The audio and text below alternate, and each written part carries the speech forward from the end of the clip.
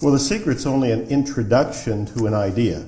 Yeah. It's an introduction to the law of attraction, but it doesn't explain it with any depth. You need to go and get more information, more books, other movies, get the follow-up. In short, the idea is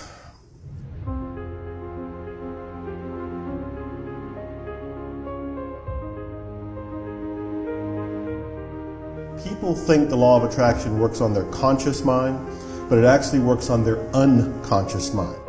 So if people sit and consciously think I'm going to attract a car or a bike or a romance or better health, that's fine. But if they have unconscious beliefs, what I call counter intentions, they can stop what they want to come into their lives. So the secret was an introduction, but it doesn't explain everything. As an introduction, it's beautiful. And thank God we made it, you know, I'm grateful for it. Well, the next step is to understand how the unconscious mind works. The conscious mind doesn't have all that much power.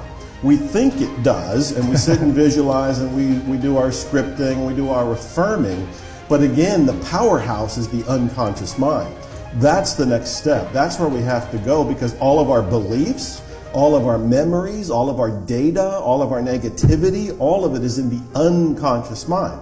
When we clean up the unconscious mind, then you can consciously ask for something, and more often than not, you'll get it, and you'll get it very fast because you won't have any interference. The interference comes from your own unconscious mind. The beliefs that are in your unconscious mind are not buried and they're not hidden. You can uncover them, you can tease them out. And you can do that by starting to ask questions like, what might I believe that would stop me from attracting money? What might I believe stop me from attracting a romance? What might I believe to stop me from having better health? And you can start to have those beliefs surface, and then when they come up, because there could be things like, I don't believe it's possible, I don't believe I deserve it, I've never seen an example in my life, there's all kind of negativity that'll come up. Welcome it and question it. Ask yourself, do you believe it's true that you can't attract money? Do you believe it's true you can't attract your soulmate? Do you believe it's true you can't attract better health or the romance or the job or whatever it happens to be? And what you're doing is slowly unearthing your own evidence for your limiting beliefs. As you look at them, you start to weaken them, and then they can disappear. That's one way that you can do it. In order to become wealthy, the very first thing that people have to do is be okay with money.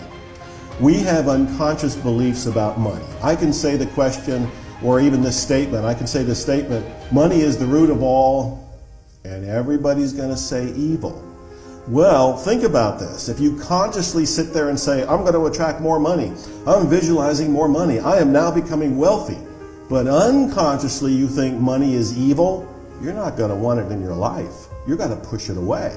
Or you allow a little bit to come into your life, and then you'll have an accident, you'll have a problem, there'll be a lawsuit, there'll be something to get rid of the money, because unconsciously you think it's evil. So the first thing to do is make peace with money. Money's okay, money's neutral, money is nothing but some agreed upon means of exchange. The second thing to do is be okay with yourself. Most of us don't like ourselves. Most of us don't love ourselves. We don't appreciate ourselves. So when it comes to good things, we think we're not really worthy. We're not really deserving. We're not really good enough. And so whether it's money or the relationship or anything else that you think is good for you, you might think, I'm not really good, and you will push it away. So the two things to become wealthy, one is be okay with money itself. Second is be okay with yourself having money. You are to pursue your life mission first. Whatever your professional calling is, you pursue that. You don't worry about money first. You worry about, am I doing what I'm here to do as my personal calling, my personal mission, my divine calling? As you do that, either money is going to come to you, or at that point you can start to have an eye towards, well, how can I charge for this? How can I make more money for this? What are the rules of money that I can bring that into my life? But that's not the focus. There are numerous stories of people who have just followed their own dreams, and by following their dreams, everything else fell into place. When you focus on money, you can actually put a block up from focusing on your own heart path, following your own divine calling. Walt Disney, the great movie maker, said he wanted to make money from his movies so he can make more movies. And I thought, that is divine, that is clear, that's noble. That's the focus we all want to have. I'm an author. I want to write books that make a difference. I want them to make money only so I can keep writing books. It's not about the money. It's about following your divine purpose, whatever is unique for you, your calling, your path through life.